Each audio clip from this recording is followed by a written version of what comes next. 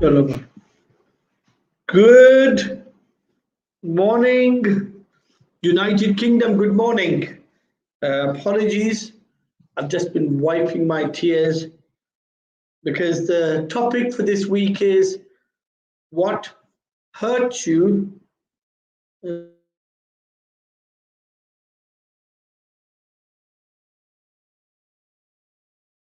What hurts you blesses you. And I've just been wiping my tears back, not because I've been hurt, but because I've had some eye drops in my eyes to stop them from drying up.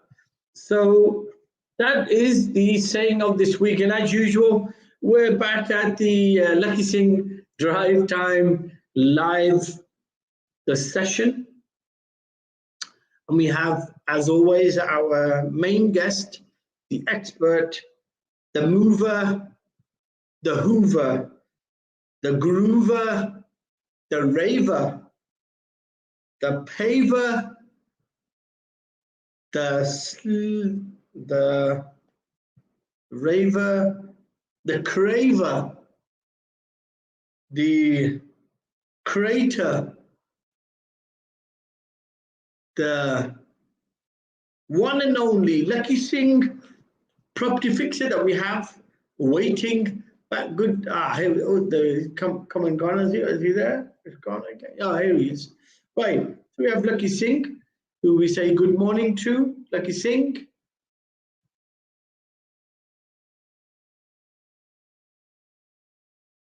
I think we've got some technical problems with Lakhi Singh. We'll keep him on.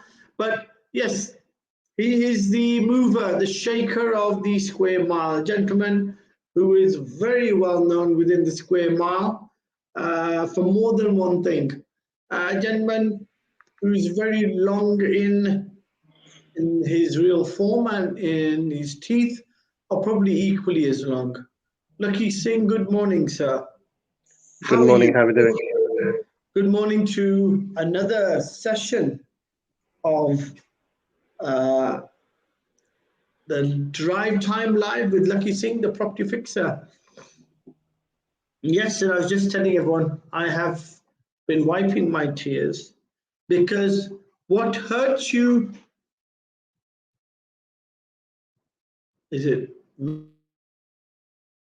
you, that's right. What hurts you blesses you. So that was the saying of this week. And I was just thinking about all those things that have hurt me, and I was very tearful about it. And what's the weather like there, sir? Are you in the square? Are you in office? Are you this morning, or are you on route? Yes, I'm in the square mile. You're already in the square mile, sir. So what is the weather like in the square mile, sir? It's too early to say, but seems to be a tiny bit cloudy, and it's quite a bright day today. So let's see. Excelente. So, question to you, sir. What hurts you blesses you. Is that right? Is hurt a blessing? Can you imagine me kicking you in the shins and it being a blessing? I suppose it depends on the context. If you've been hurt, I presume it means that something that's affected you emotionally. So if you've learnt from it and taken a good lesson from it, yes, then it can always be a good thing. But if it's something that's hurt you and it's done by somebody in spite, then obviously something might hurt you. But if you can't do anything about it, then it can also be a difficult thing to deal with. So depends on the circumstances. Wow, very deep, sir. Sounds like a person who's had many experiences, a lot of broken hearts, Lakhi, I think, around you. Is that right? Well, Bit I'm of a sure heartbreaker, are you? probably no different from everybody else. I think hurt is relative, isn't it? Yes, I think, like I said, if I kicked you hard enough in your shins, I'm sure you'll feel some pain. Don't know if it would be a blessing on you. That's for you to decide. Right, sir. So that's the saying for the week. And you raise an important question, and that is the relatives in the area of hurt. Lots of different type of hurt. But generally, hurt is an emotional sense, is it? Lucky, do we agree it's emotional? It's not. It's not. Not a chemical thing, is it? It's not. It's not from anything else, is it? What is it? I think hurt in the context of the quote, I think means it's something that's affected you emotionally. So it could be that you've been hurt in love, you've been hurt in business, you've been hurt in friendship, you've been hurt in something that you believed in and then it wasn't true. It's your belief system.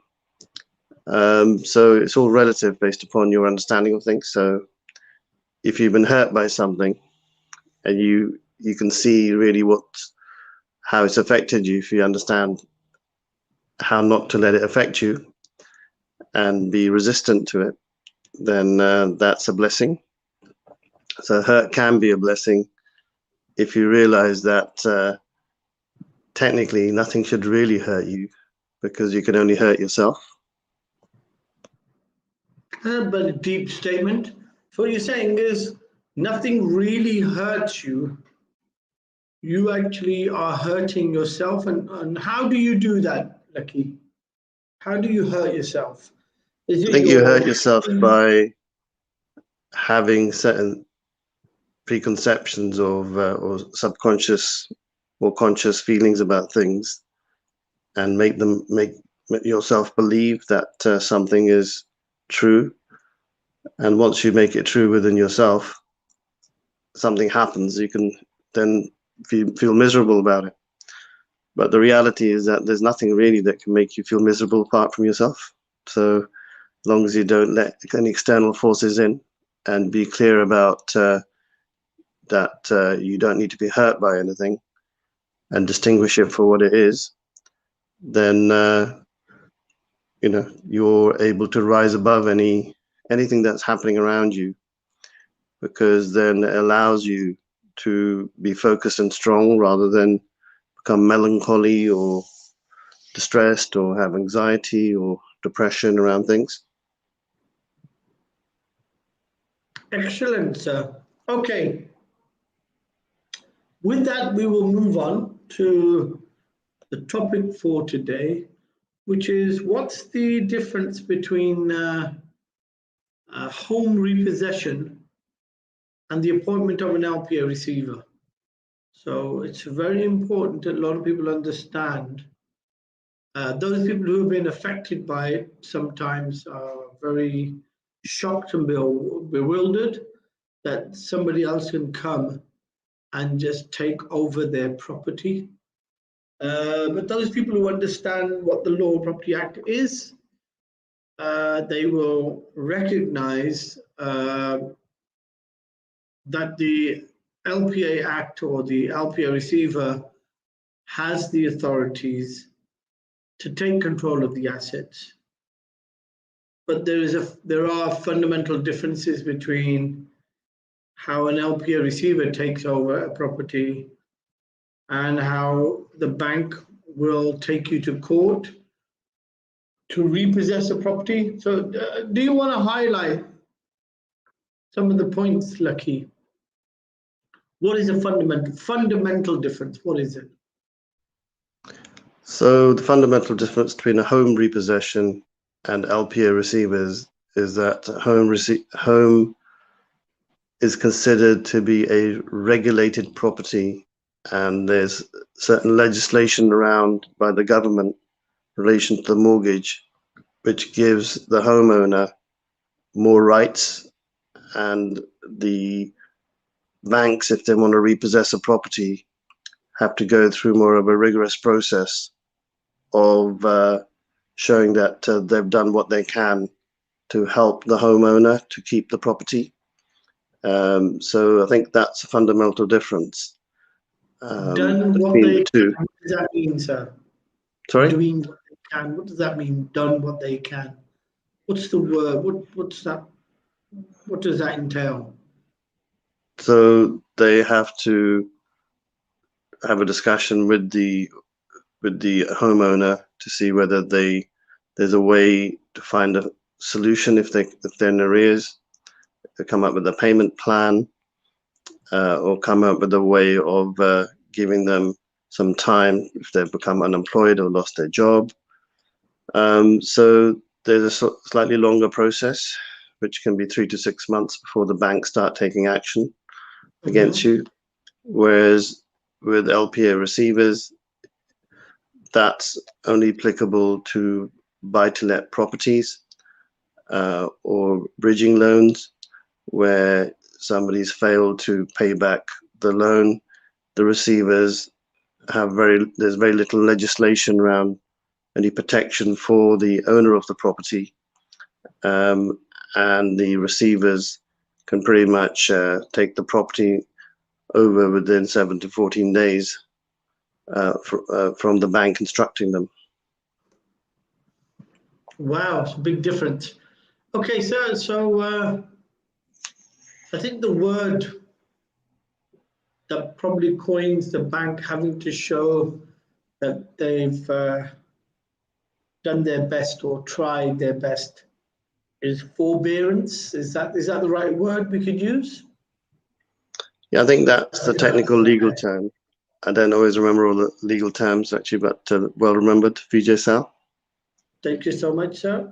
I'm here, always here to support and provide knowledge. Okay, so we move on then. So you're saying that's one of the fundamental differences between an LPA receiver and the banks repossessing your property. And what you're saying is LPA receivers normally take over commercial assets. So buy-to-lets in the property world, in the rental world, or if you have a shop or a warehouse. Can you tell me then, are the contracts the same? I mean, surely you can see the difference in the contract. So the contract with the homeowner and the buy-to-let property owner somewhat similar, because it's both done based upon a premise of lending money. But the only difference is that there's something called the Law of Property Act 1925 that's actually in the contracts for the commercial assets such as shops, warehouses, buy-to-let properties, because they're considered to be commercial assets. So people have got them, or the borrower has taken them on for a commercial purpose. So there's very little leniency for any sort of mispayments or arrears or defaults, or anything that breaks the terms in the contract. The receivers have a lot more powers in terms of power of sale and the power to collect rent.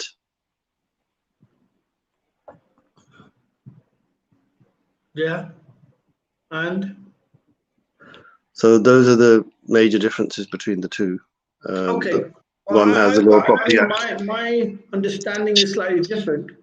I've been told the mortgage terms and conditions are exactly the same, and they both contain literally the same clauses, except when the house is a residential. They're a bit they're careful not to evoke the LPA clause or the clause surrounding the LPA matter, because that is only specific to commercial assets, and they have to show forbearance.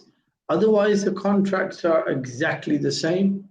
There's no different contract. So the contract you'll get for a buy-to-let from any one lender bank will be the same as your contract that you will get for your residential mortgage.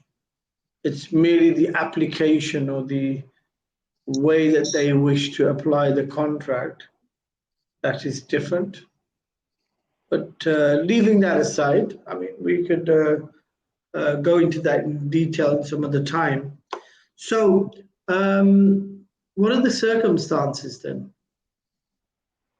leading up to an appointment of an LPA? So, I mean, obviously, the LPA receiver is quite for the bank, it's quite a swift approach. How many weeks does it take for the bank to appoint an LPA receiver, and how long did it take the bank to take the mortgagor to court and repossess the property? Give me a like for like. So it's a residential homeowner, then normally get a warning letter, then you actually have to call the bank.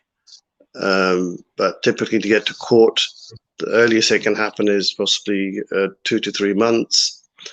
And then if there's a plausible reason and the judge is satisfied that you're going to get your job sorted out, or they're happy with the payment plan that you are offering the bank, or you've come up with the way of paying the arrears, the bank may just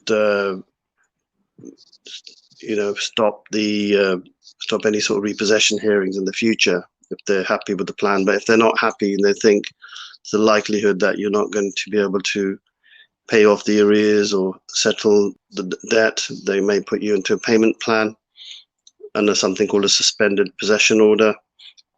So that could mean that any time that you miss the payments, you have to go back to court, and the bank have the automatic right to repossess the property.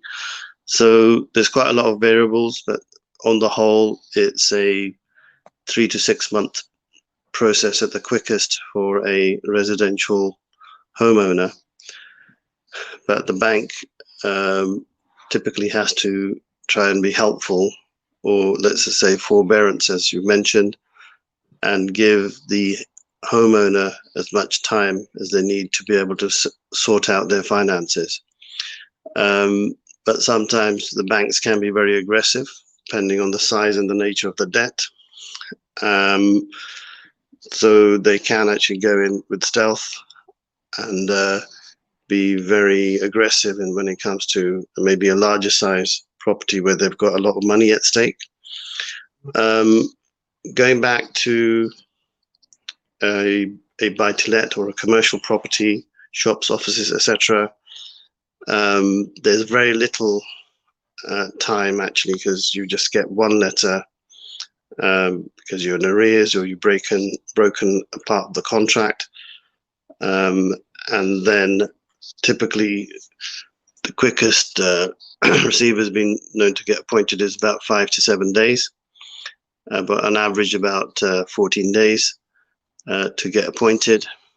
And the receivers have the ability to change the locks on your commercial premises and start collecting the rental directly from the tenants, and also have the power of sale to put the property into auction or to sell it through estate agents. So that's the general difference between the two.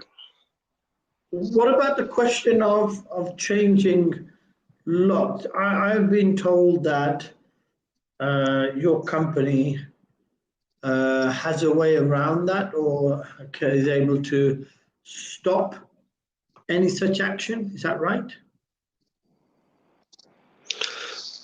Well, there's a lot of things that we do, but they're all dependent upon us going in and doing the due diligence on what's happened and the circumstances. So I wouldn't like to say that overstate what we can do. But in certain cases, yes, we have been able to go in and change the locks back on properties where we have all the documentation information to validate our position. Okay, right. Okay, so so what are the circumstances then? Can you list them? Is it just arrears? Is that the only one? And this payment arrangement, is this something which is above and beyond the mortgage debt? Is it something you pay separately? How is it done? Is it consolidated? What happens? A payment plan, we're talking about residential owners, or which one are we talking about? Well, yeah, either one. I mean, you mentioned payment plans for residential owners. Do they let people who've got commercial assets do payment plans or payment arrangements? Okay, now just being clear about the question. So there isn't any sort of ability to have any repayment plans if it's a commercial property where the Law of Property Act 1925 applies. Once you've gone to arrears or a default, or you've broken the terms of the contract, then there's very little comeback and there's no real room for negotiation. Whereas in buy-to-let, whereas a homeowner who owns a property, that's those circumstances, banks do agree to payment plans or payment holidays sometimes in the beginning of the negotiations. But if the payment plan is broken, like I said earlier, continuously, I've known for cases to go to court a couple of times, and the judge normally gets fed up and says, oh, well, the payment plan's not been adhered to. If you don't keep up to the payment plan again, we're putting you on a suspended repossession. That means that if you break the payment plan in any way, then the bank has the rights to basically repossess the property. But they will appoint then bailiffs, and then the property will be taken over unless you can pay back the whole debt on the property, the whole mortgage itself, which would mean either a sale or a complete payment of the arrears. And even then, the bank may not be happy with that. So it gets a bit messy in terms of what the judge wants to do. So it'll be at the judge's whim if you do end up being able to go back to court.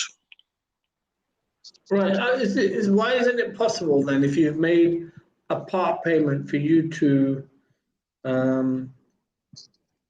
keep the property? Why are the banks being so aggressive about it? Isn't it in the favor of the bank for you to keep the property?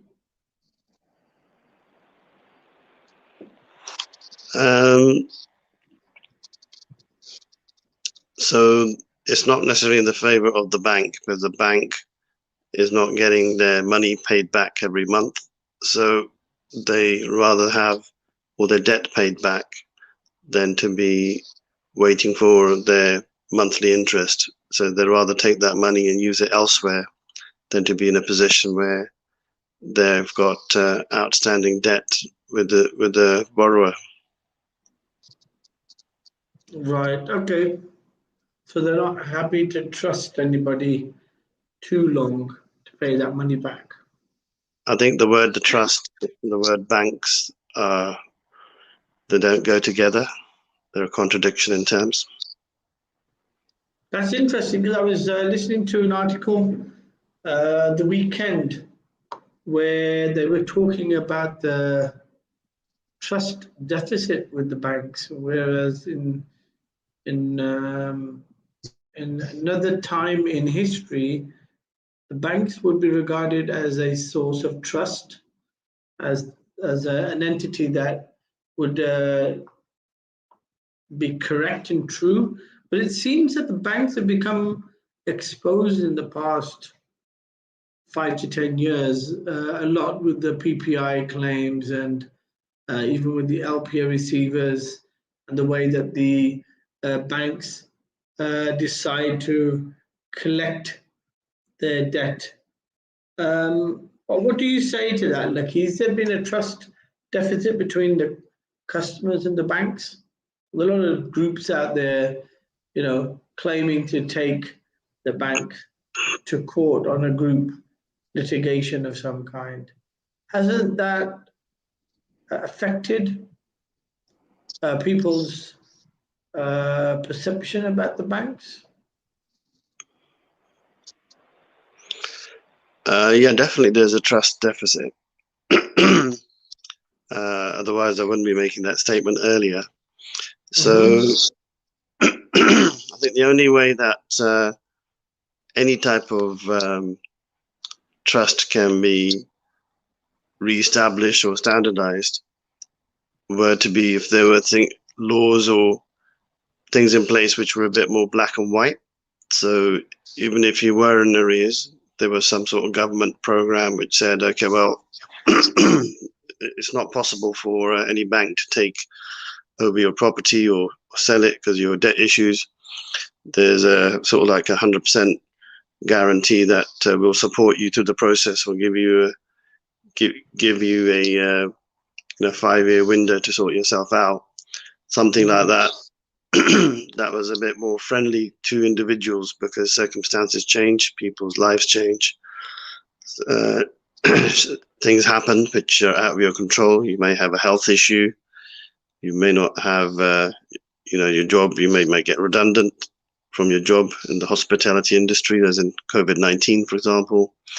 So there's a lot of unknown circumstances, but unfortunately there isn't anything there at the moment that allows any trust to happen with banks. If anything, what happens is the building societies, which tend to be a bit more old school, they've had a lot of trust with their relationships because it's been built upon a community, built upon trying to help their customers.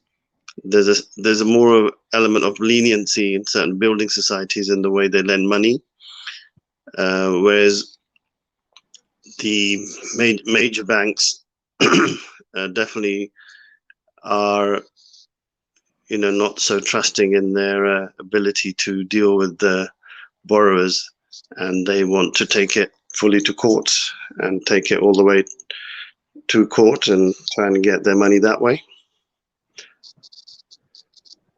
Well, definitely the ability to do that.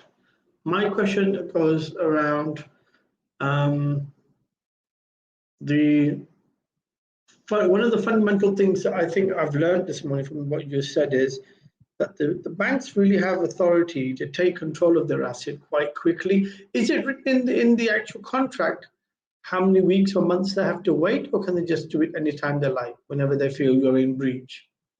Do they have to support that evidence? If they think you're in breach, but you're not in breach because of an arrears, maybe something else. What are the other clauses that could give the rights to the bank to appoint an LPA receiver?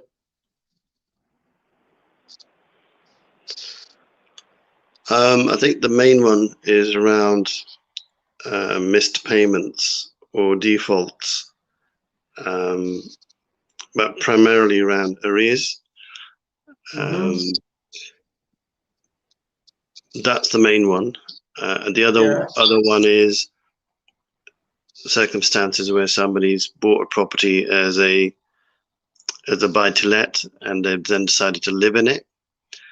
That's also becomes an issue because technically the borrower has actually broken the terms of the loan and they're now living in the property, which means that they've got different rights when it comes to any debt recovery issues for the bank, because technically now it becomes a regulated property because they're living in it.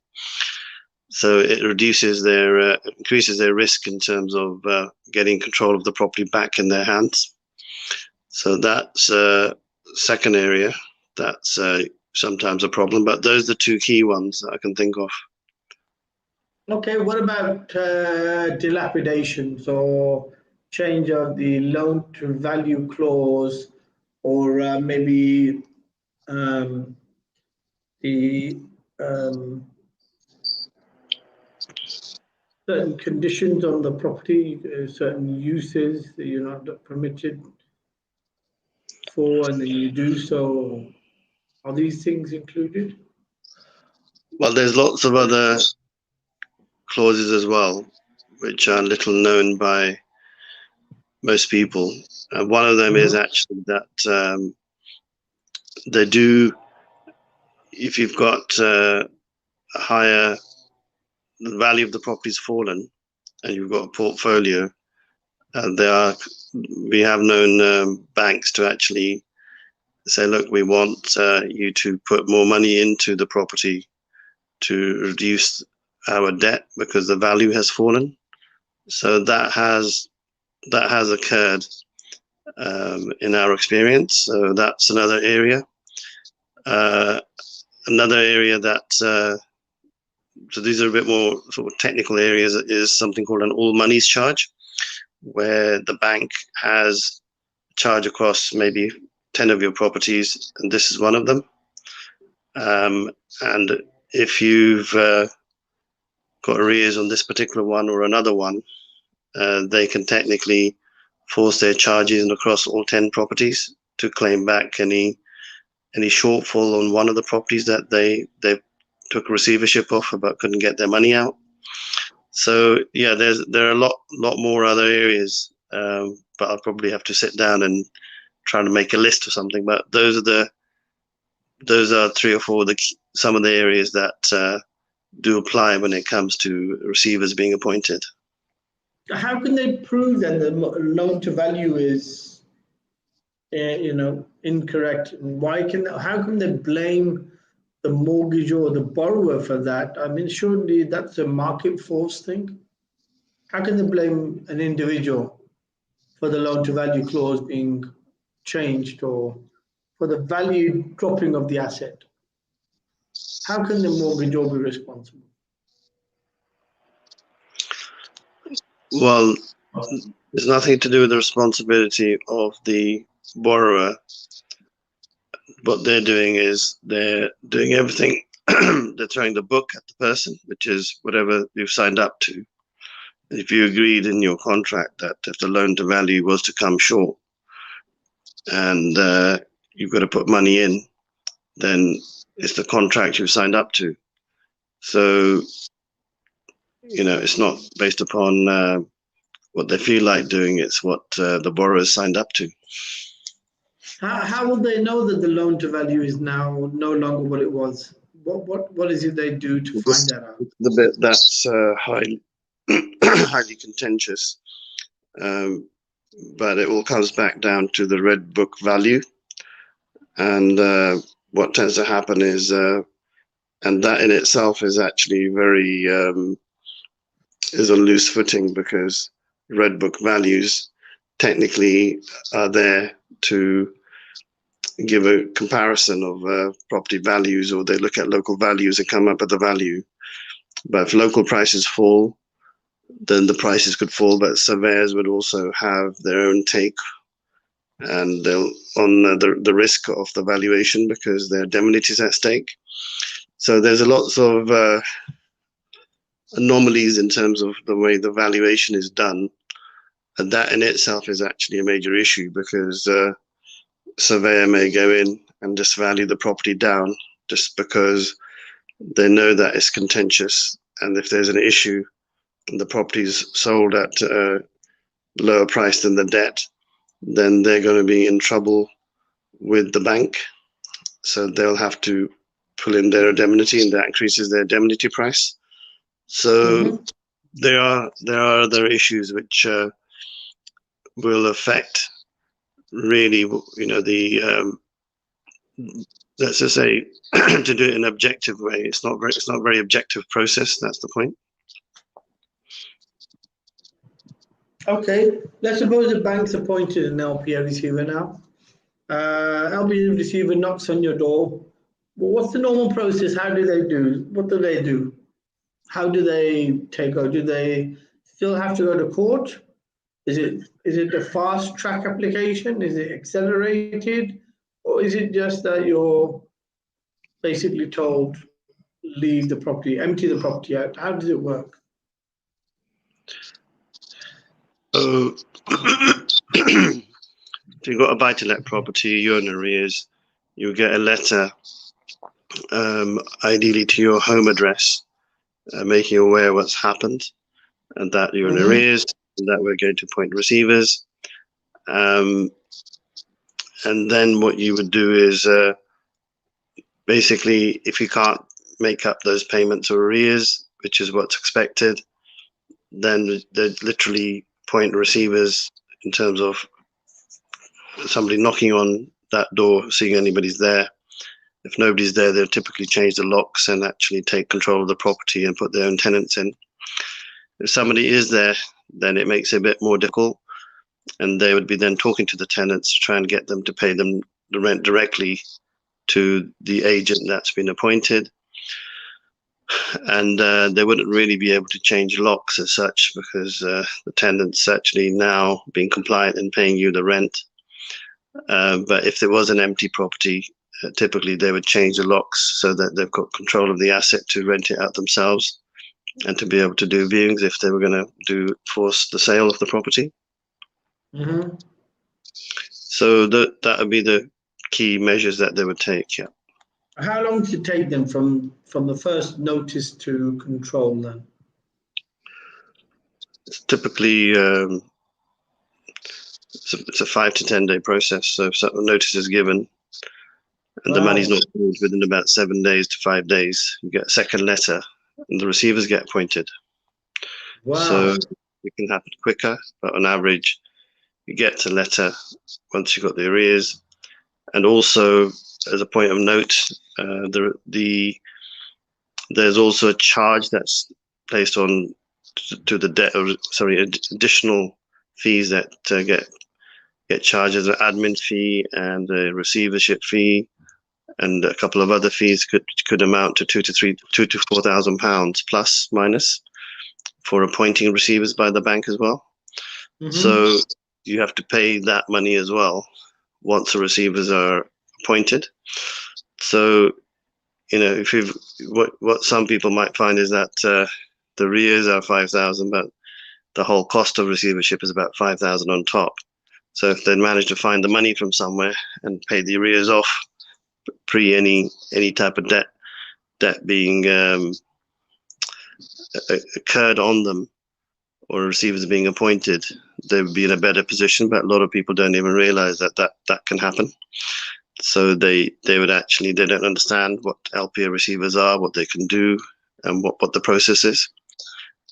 And the process is highly convoluted as well, because we've known people to pay off their arrears as well before receivers get appointed, and the receivers still get appointed. So there are a lot of stealth tactics by the receivers, which are not really well known in the industry. Is there a way of protecting yourself from LPA receivers? You got the property, but you're saying, I'm not going to allow the LPA receivers to take over. Is there a way to do that? Can you do that?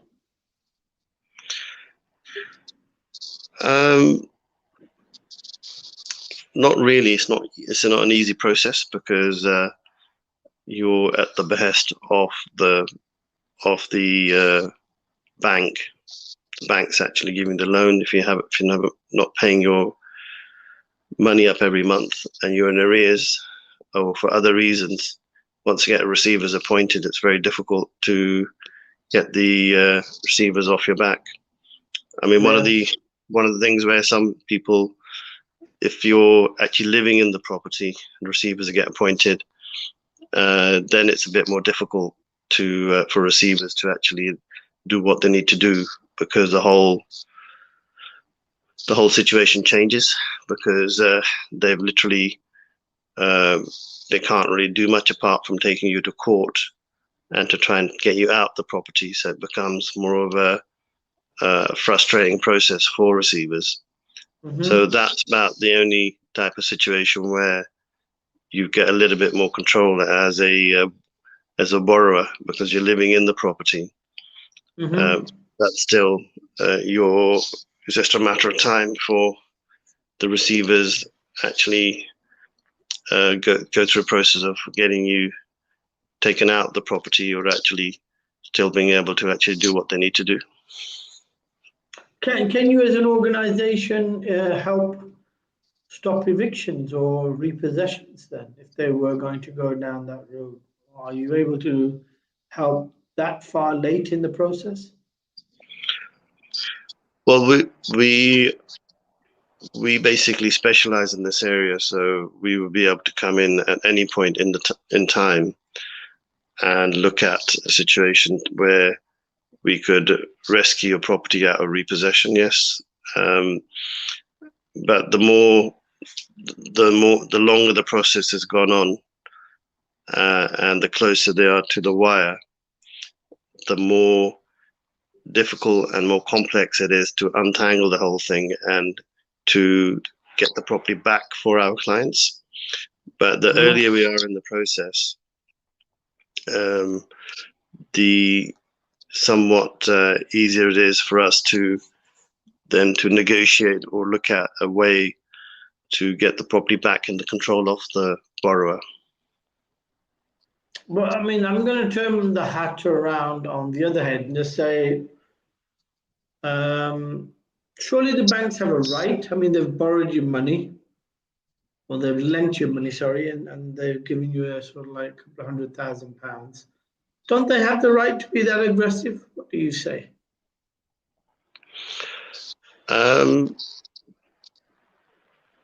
Technically, you could sort of say yes, they've got the rights, because if you've signed up to something, then you know, there's an old sort of saying, isn't it, buyer beware, which sort of applies to basic contract law of contract law.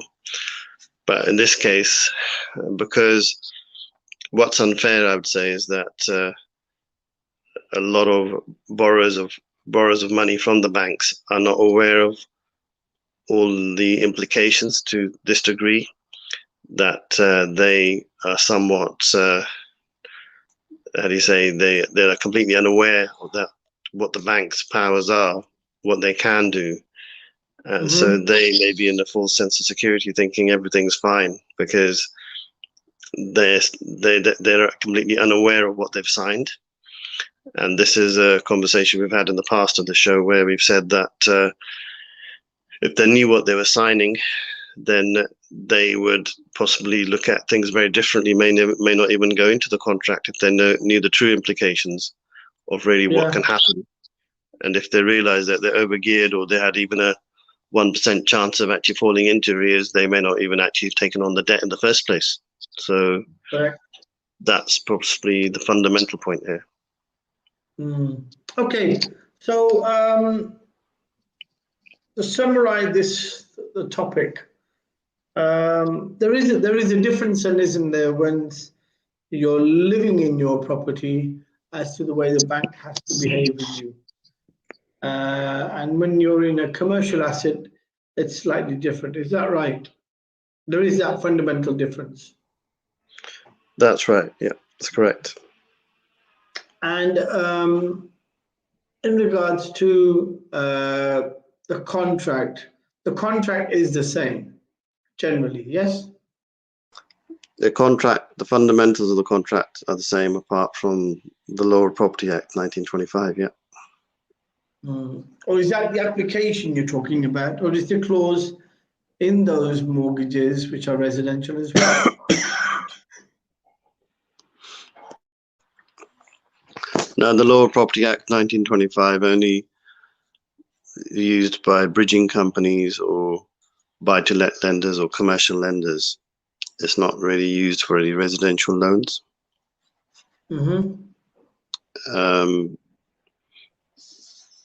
So that's quite black and white. Okay. And in brands, the probabilities, are you saying that the Law of Property Act itself, should that be revised, or do you think that's perfectly adequate for fit for purpose, as they would say? Is it correct? Does it need amendment? Well, it's very. I think it should be changed to be made more clearer. First of all, what can happen. So I think there's a certain duty of care by solicitors to make people aware, what can happen and how it works with the receivers. But even some sort of fact sheet given to them made them aware, how that would work. But I think the way things are explained is very generic. Like, are you aware that your property will be repossessed if you do not keep up with your payments? So a lot of people just sign that thinking, okay, well, I'm not going to go into arrears, and they don't realize that they may actually be misguided in their thinking as well, because they may know about home repossession, thinking they've got 3 to 6 months. They may not realize that the laws on the Law of Property Act 1925 mean that their property can be literally taken away from them within 5 to 10 days of them going to arrears. That's something that they wouldn't be aware of. So I think there's the statement by the solicitors are probably correct in terms of informing them that you're going to get house and get repossessed, but that's the same statement if you're a homeowner. So I think education is important. Hence, these interviews are quite critical part of us taking the message out to people to make them aware that dealing with commercial properties is not all as it seems. Mm-hmm. I'm sure if we were going to go into the details of the contract, most people wouldn't really want to buy houses. Is that right? Well, I think people still want to buy houses on the whole, because, if they understand, their own personal circumstances and they've got enough money to back themselves up. Mm-hmm. But I would say that people would be a lot more cautious about the type of debt they would take on. And if there's a remote chance of them getting into arrears, and they did their calculations or did better calculations of what they were doing, then they may go for a cheaper property. You're right, they may not buy a property, they may decide to rent. So they would be a lot more cautious in terms of getting themselves caught up in a can of worms, which they don't really fully understand. Yeah. That's true, that makes sense. Okay, so taking all those matters into context, let's round off this morning going back to the saying of the week, and that is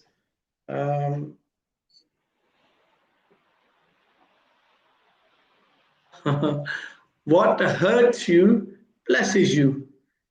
Does it hurt you when you are being repossessed or taken over by an LPA receiver, Lakhi? Would it hurt you? Should it hurt you?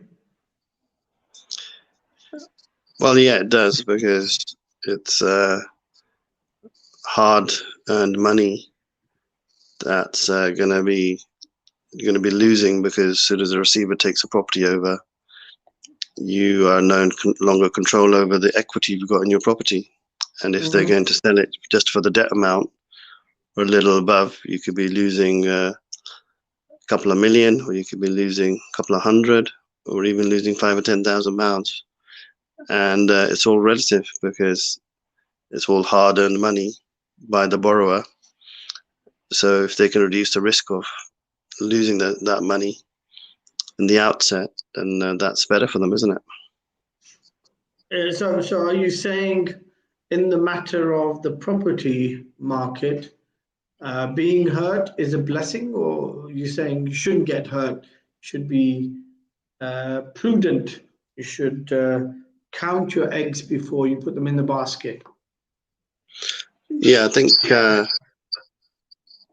it's not a blessing to be hurt now in the property market, because to be honest, you can look at it both ways. For somebody who loses everything, that could be their destiny. That's another way of looking at it, because they were destined to actually be hurt and then be blessed, because it puts them in a situation where they basically, that's written for them. That's their karma. That's one way of looking at it. The other way of looking at it is that if you can avoid getting hurt, because you're fine-tuned enough in your thinking from past hurts that you know how to manage risk, then you are blessed already. So you wouldn't really be jumping into something that you don't understand or you may not be able to control. So you may already be blessed because you've been hurt in the past by something else. Okay, sir. So we move back into the difference between home repossession and obviously LPA receivers. How many clients have you helped, Lakhi Singh, past year? Is LPA receivership on the rise since COVID restrictions are being lifted?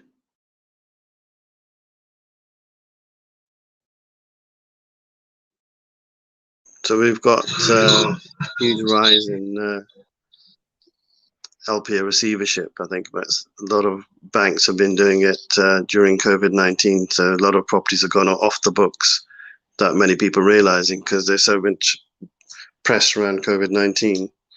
But nobody's really reporting the true facts of properties being taken over by stealth by the banks. Wow. So you say they're using it as a stealth tactic, are you?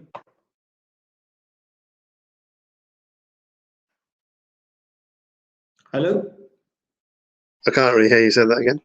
I said, are you saying that the banks are using the LPA Receiver Act in terms of a stealth tactic to recover assets? Yeah, most definitely. I think banks are doing it while you got a lot of press and people are somewhat diverted by COVID-19. There's been a lot more. There's been a lot more property repossessions probably happening behind the scene, but because there's no direct evidence of it, because nobody's focusing on LPA receivership as an issue, it's something that's not even reported or looked at the moment. So all this information will probably come out in 2-3 years from now. Is it not true that these are assets that would they not be reported on the statutory books when they're being repossessed by an LPA receiver? I don't think there's any reporting on LPA receiverships and the stats. So the stats don't actually show LPA receiver appointments? Not as far as I know, I think. And if there is, it's probably nominal information or what somebody's managed to pull out. So it's not like a repossession matter where the repossession hearing, the actual possession of the property is found on the statutory book, so you can actually see the number of repossessions that take place. It's literally all underground, it's all off the books, yeah? That's right. Why would the banks want to do that though, Lakhi? Why isn't it better for them to tell everyone what's happening? So people become a bit more wiser or clever in how they manage their money and make sure the banks are being paid first? Well, it's a very commercial world. It's not charity. So they will take with one hand and give with another. So, or they've seen to be giving with another. So they don't really want to be shown to be taking. So I don't see why they would actually want to report anything, because it's not in their best interest. Okay, sir, it's the last 2 minutes. I'm going to ask you to summarize the topic and the saying of the week. So saying of the week, hurt or being hurt is God, it's a blessing for you. What do you say about that now? Are you still in the same place you were an hour ago? Do you think it's a godly thing to be hurt? Well, I'd say that being hurt, it's relative, it depends on your circumstances. So ideally it's better not to get hurt, because if you're blessed, then why would you want to get hurt in the first place? So, but if you're unable to control your circumstances, only you can hurt yourself, is my thinking. So I think if you have true respect and love for yourself, you shouldn't really let anything come in to hurt you. You should really be able to actually manage your feelings around anything that's happening around you and realize it for what it is, because only you can cause your own pain.